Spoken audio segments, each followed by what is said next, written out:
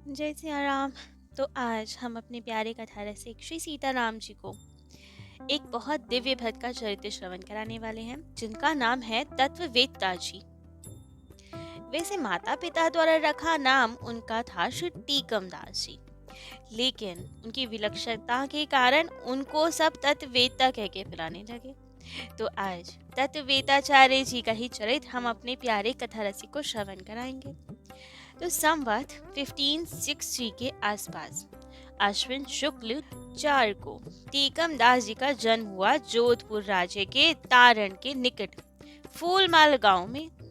उनके पिताजी का नाम था भक्त महाराज, जो कि एक दाहिमा ब्राह्मण थे। तो जब आपका जन्म हुआ तो सब बहुत प्रसन्न थे, बहुत खुश, खूब उत्सव मनाए गए। उनकी पत्नी आदि सब बहुत खुश थी, लेकिन कुछ ऐसा हुआ था जिसके कारण उनकी खुशी में थोड़ी सी कुछ संकोच था। ऐसा क्या हुआ था?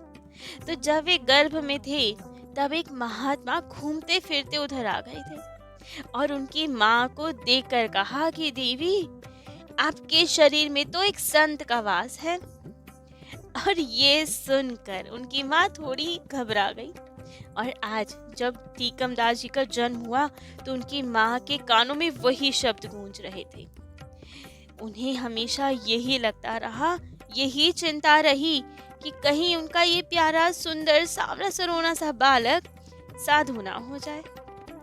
शिशु अब जैसे जैसे बढ़ने लगा, उनकी चिंता भी बढ़ने लगी, क्योंकि उस बालक की बातें ही ऐसी हुआ करती थी, अद्भुत दिव्य बातें हुआ करती थी, जिससे उनकी आशंका पुष्टि की ओर बढ़ रही थी कि सच में कहीं मेरा बालक साधु ना बन जाए।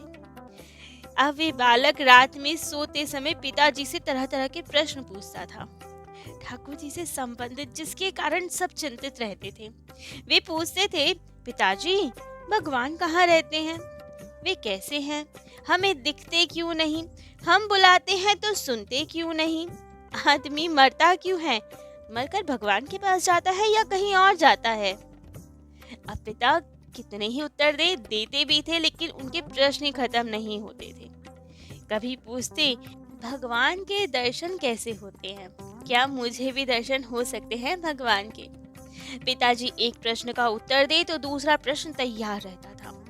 आखिर उनके पिताजी थक जाते थे उत्तर देते देते और कहते, बेटा अब सो जा तू। लेकिन टीकम दास जी कहते, पिताजी आप ही तो कहते हैं ना कि सब काम भगवान करते हैं, उनकी मर्जी के बिना कुछ नहीं होता। तो मुझे भगवान अभी नहीं सुला रहे हैं, आप मेरे प्रश्नों का उत्तर दीजिए। तो पिता भी झुंझला के कहते, अच्छा महात्मा, भगवान सुलाए तब सोना, लेकिन मुझे तो सोने दे, भगवान मुझे सुला रहे हैं। और पिता वहां से चले जाते। लेकिन टीकम जी वहीं पड़े रहते, पड़े पड़े घंटों न जाने क्या सोचते रहते। उन्हें नींद ही नहीं आती। यही सब चिंतन चलता रहता है उनका कि ठाकुर जी के दर्शन कैसे होते हैं। इतने उनके हृदय में प्रश्न उठते थे, तो उन्हीं सब का विचार करते रहते थे। पिताजी कभी कभी टीकम जी को अपने साथ खेत पर ले जाते थे। तो खेत जोतते समय भी जब उनके पिता बैलों को मारते थे, ये सब देखकर आप कांप जाते थे। कहते, पिताजी जब आपके सर में दर्द होता है तो आपसे भी काम नहीं होता ना, विश्राम करते हैं आप। वैसे ही आज बैलों के भी सर में दर्द हो रहा है, इसलिए ही वो चल नहीं पा रहे हैं। उन्हें खोल दीजिए, विश्राम करने दीजिए। पिता भी अच्छा अच्छा कह देते, बात टाल देते। पर उन्हें भी कभी कभी अब टीकम जी के भविष्य की चिंता होने लगी कि कहीं सच में पुत्र साधु ना हो जाए। सबसे बड़ी माता पिता को चिंता ही यही होती है कि पुत्र साधु ना हो जाए। यही चिंता उनके माता पिता को। लेकिन माता पिता टीकम को साधु होता देखे उससे पहले ही संसार से चल बसे और गृह गृहस्थी संभालने का सब भार, सब बोझ आ गया टीकम जी के बड़े भाई रेवती और उनकी पत्नी पर। अब उनके भाई रेवती तो अधिकतर गाय भैंसों की देखभाल किया करते थे और उनकी पत्नी खेती का काम किया करती थी, क्योंकि वे खेत क्यारी के काम में बहुत होशियार थी, बहुत कर्मठी, बहुत महत्वाकांक्षी भी थी। वे चाहती थी कि बहुत सारी खेती बाड़ी हो, खूब तरक्की करें हम, जिससे ये मकान हमारा पक्का हो जाए, खूब सारे हमारे पास गहने हो, कपड़े हो, गांव में हमारी खूब अच्छी हैसियत हो।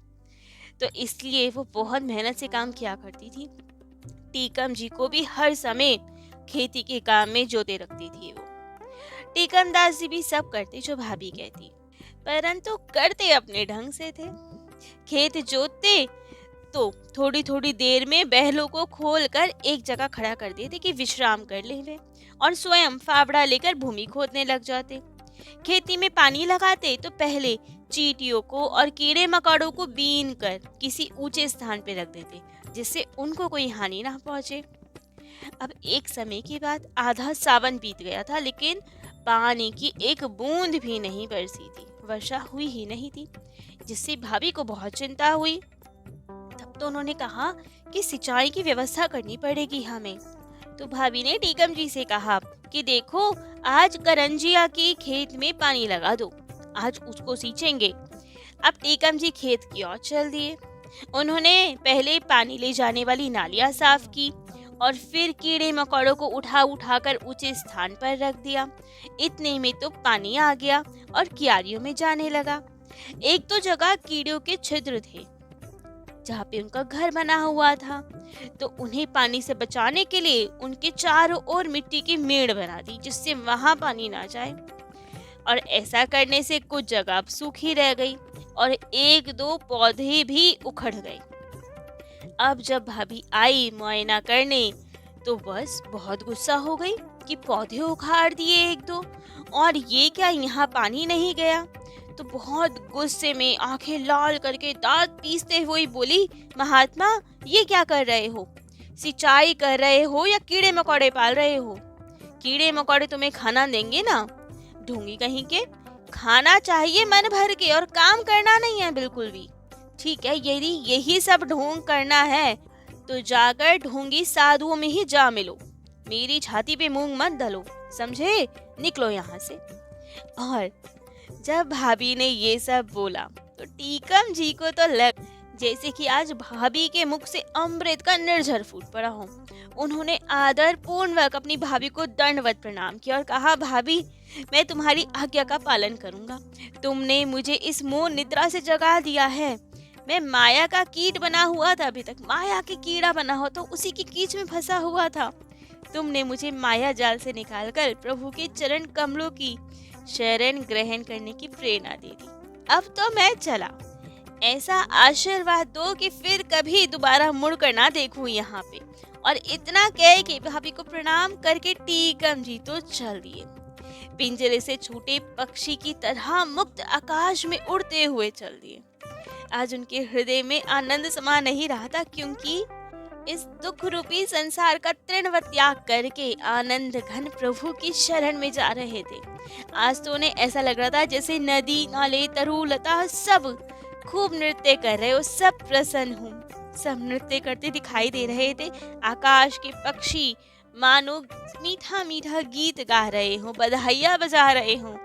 और अब तो बहुत प्रसन्नता से स्वच्छंद जगह जगह घूमते फिरते जहाँ तहाँ सत्संग करते हुए पहुँचे एक सन्यासी जी के आश्रम में।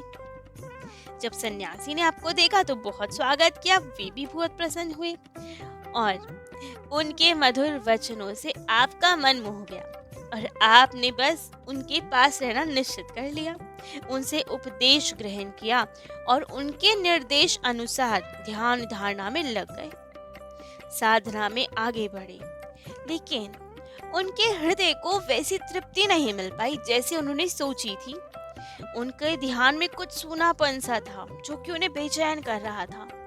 जैसे उनके प्रश्न थे कि ठाकुर जी के दर्शन कैसे होंगे, वो प्रश्न का उत्तर नहीं मिल रहा था, क्योंकि ध्यान का मार्ग बताया था, सन्यासी मार्ग था, थोड़ा रूखा सूखा मार्ग था, तो उन्हें तृप्ति नहीं हो रही थी। बड़े व्याकुल होने लगे। अब तो क्या करे, कैसे करे, कुछ समझ ना आए।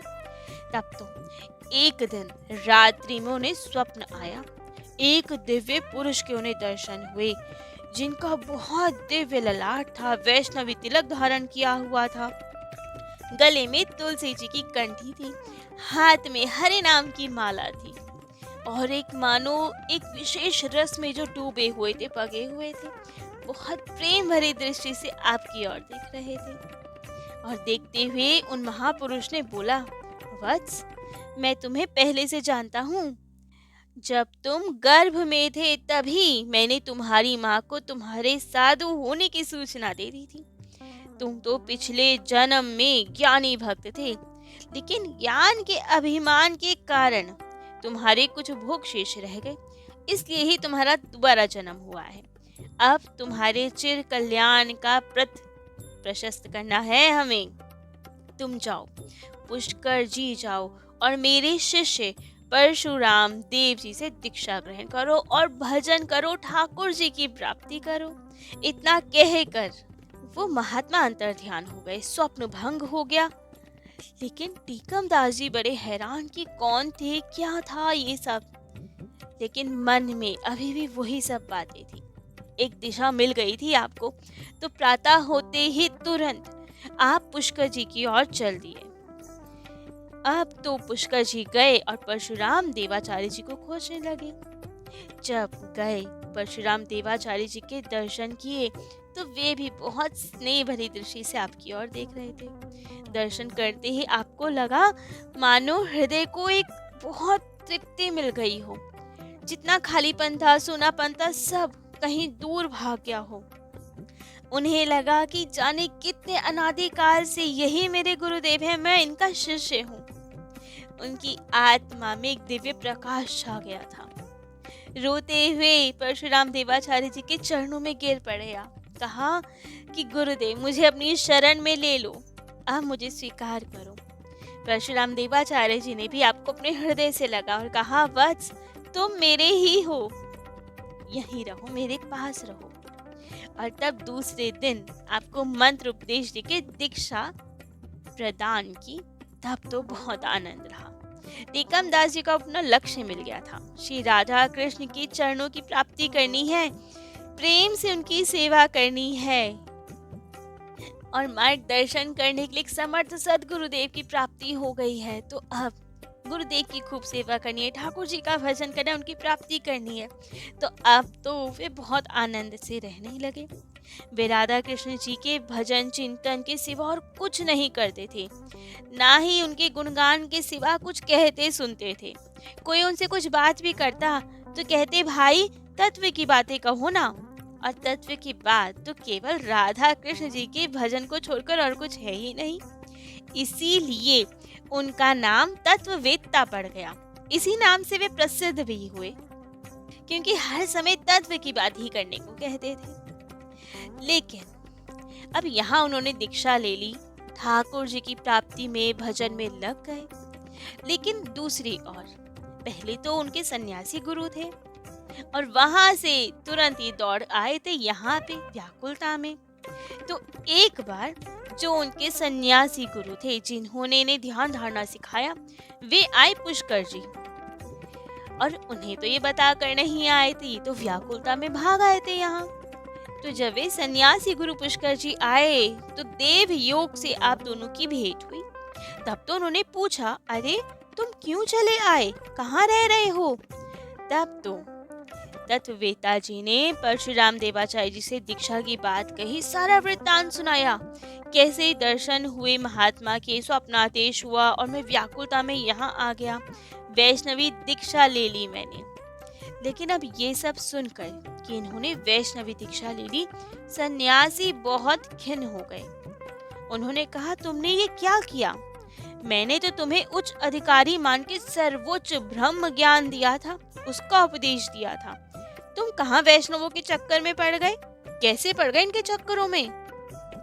तब तो तत्ववेत्ता जी ने कहा, आप जो भी कहें, मैंने अब जान लिया है कि सर्वोच्च तत्व तो श्री हरि ही है, ठाकुर जी ही हैं। ब्रह्म उन्हीं का निर्विशेष अंग कांति मात्र है, केवल एक उनकी ज्योति है। लेकिन वो ज्योति नहीं चाहिए, मुझे तो पूरे के पूरे ठाकुर जी चाहिए। इतना कह के वे सन्यासी जी को प्रणाम करके चलने लगे अपने गुरुदेव के पास। तब तो सन्यासी गुरु ने रोका और कहा, रुको। उन्होंने एक मिट्टी का घड़ा ऊपर तक का एक निर्मल जल से भरकर दिया और कहा, लो इसे अपने नए गुरु को दे देना। तत्ववेत्ता जी समझ नहीं पाए कि क्या उद्देश्य है, जल का घड़ा क्यों दिया है गुरुदेव के लिए।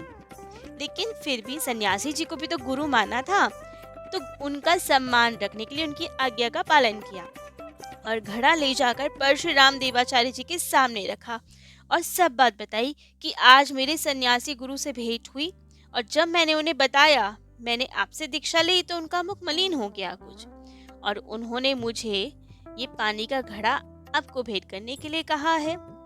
ये सब सुनकर तो परशुराम देवाचार्य जी हंस दिए और कहा चलो ठीक है।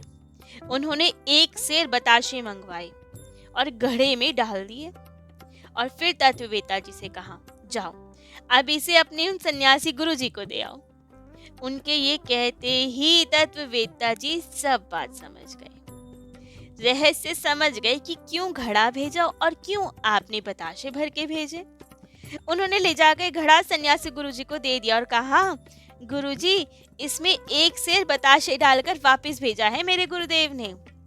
यह सुनकर सन्यासी जी तो एकदम चमत्कृत हो गए, हैरान हो गए, लज्जित भी हो गए। दोनों गुरुओं में घड़े के माध्यम से जो प्रश्न उत्तर चला था उसे तत्ववेत्ता जी समझ गए थे।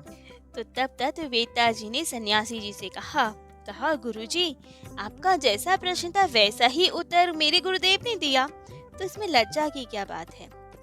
ये सुन के सन्यासी जी और हैरान कि तत्ववेत्ता जी कैसे समझ गए कि मैंने कोई प्रश्न भेजा था और उनके गुरुदेव ने उत्तर भेजा है। तो उन्होंने पूछा क्या प्रश्न समझे तुम, क्या उत्तर समझे तुम, परशुराम देवाचार्य जी ने तुमसे कुछ कहा क्या। तब तो उन्होंने कहा नहीं नहीं गुरुजी ने तो कुछ नहीं कहा, लेकिन आपके आशीर्वाद से मैंने सब समझ लिया। ठीक है बताओ क्या समझे तुम। सन्यासी जी ने अब प्रश्न पूछा कि देखें जरा कि जो हमने प्रश्न भेजा वो ठीक समझे कि नहीं। तब तो तत्ववेत्ता जी ने कहा कि आपने पानी का घड़ा बेचकर मेरे गुरुजी की परीक्षा लेना चाहा, सोचा कि यदि वे आपके मनोभाव समझ गए तो आप उन्हें एक सिद्ध पुरुष मान लेंगे, और साथ ही आपने एक गंभीर उल्हाना भी भेजा मेरे गुरुदेव के लिए। आपका आशय यही था कहने का कि मैंने तो टीकम दास के घट को विशुद्ध ज्ञान से ऊपर तक भर दिया है, उसमें कोई कसर ही कहाँ थी। जो आपने उसे शिष्य बनाया और कुछ और भरना चाहा, आप कुछ और उसमें डालोगे तो वो घड़ा झलक जाएगा, वो तो ज्ञान से भरा हुआ है। लेकिन परशुराम देवाचार्य गुरुदेव ने उस पानी के घड़े में बताशे घोलकर उसे मीठा कर दिया। उन्होंने बता दिया कि ये पानी का घड़ा अभी रूखा सूखा फीका था, स्वादहीन था, ज्ञान उपदेश स्वादहीन था, और उन्होंने इसमें भक्ति, सिर्फ भक्ति ही नहीं मधुर रस की भक्ति का रस घोल दिया, इस जल को मधुर बना दिया। आप यदि आज्ञा दे गुरुजी तो मैं गुरुजी के उत्तर पे अपनी टिप्पणी भी जोड़ दूं। तब तो सन्यासी जी ने कहा हाँ कहो क्या समझ में आया तुम्हें। और तब तो उन्होंने कहा कि भगवान आपने जिस ज्ञान का उपदेश दिया था उसका लक्ष्य था निराकार ब्रह्म की प्राप्ति, जो आनंद रूप तो है लेकिन रस रूप नहीं है, वो तो केवल एक ज्योति स्वरूप है। लेकिन मेरे गुरुदेव ने जो उपदेश दिया उसका लक्ष्य था सगुण साकार पर ब्रह्म की प्राप्ति, ठाकुर जी की प्राप्ति, जो लीलाएं भी करते हैं, भक्तों का हित भी करते हैं, उनसे प्रेम भी करते हैं, तो वो तो रस के समुद्र हैं। वे नित्य नवल है, एक जैसे ही नहीं रहते, लीलाएं करते हैं जिससे भक्त के हृदय में हमेशा आनंद बढ़ता ही जाता है। निर्विकार ब्रह्म सगुण ब्रह्म का केवल एक छाया मात्र है, तो जीव रस रूप ब्रह्म को छोड़कर रस विहीन ब्रह्म के पीछे क्यों पड़े, काया को छोड़कर छाया के पीछे क्यों पड़े। इसीलिए हम तो रस रूप की भक्ति करते हैं। तब तो सन्यासी ने कहा बस मुझे अपने प्रश्नों के उत्तर मिल गए हैं। उसे सुन मैं चमत्कृत भी हो गया हूँ। मेरे हृदय में भी एक नवीन आलोड़न की सृष्टि हो रही है, नवीन रस का प्रकट हो रहा है।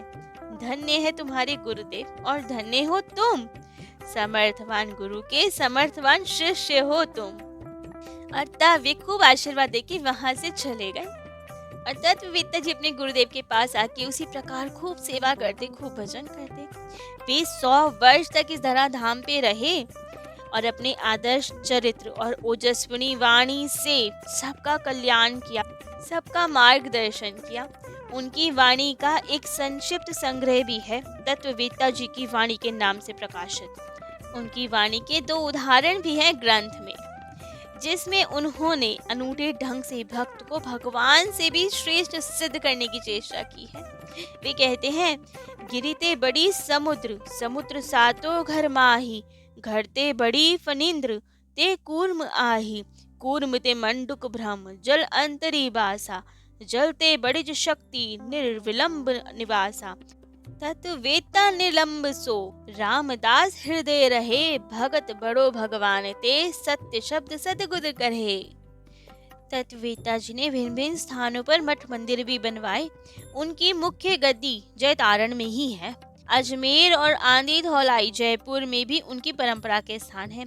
उनके प्रमुख शिष्य थे अजमेर के उनके स्थान के महंत सिद्ध श्री चतुर्बुदास जी, और आंधी धौलाई के स्थान के महंत श्री राम दामोदर दास जी, और जयतारण वाले स्थान के महंत श्री गोविंद दास जी। जोधपुर के महाराजा उदय सिंह जी की भी आप में बहुत श्रद्धा थी। विक्रमी संवत 1652 में उदय सिंह जी का जब परलोक गमन हुआ, उसके बाद उनके पुत्र सूरज सिंह गद्दी पर बैठे। वे भी तत्ववेत्ता जी में बहुत श्रद्धा रखते थे। उन्होंने विक्रमी संवत 1666 में जयतारण में एक बहुत बड़ा मठ बनवाया और तत्ववेत्ता जी को भेंट किया, जहां से आपने जन कल्याण के लिए सबका मार्गदर्शन किया। तो ऐसे अद्भुत भक्त थे तत्ववेत्ता जी। तो आज तत्ववेत्ता जी श्री टीकम दास जी का चरित्र तो यही विश्राम देते हैं। कल अपने प्यारे कथा रसिक श्री सीताराम जी को उनके अन्य किन्हीं दिव्य प्यारे भक्त का चरित्र श्रवण कराएंगे। आज के लिए इतना ही। जय जय श्री सीताराम।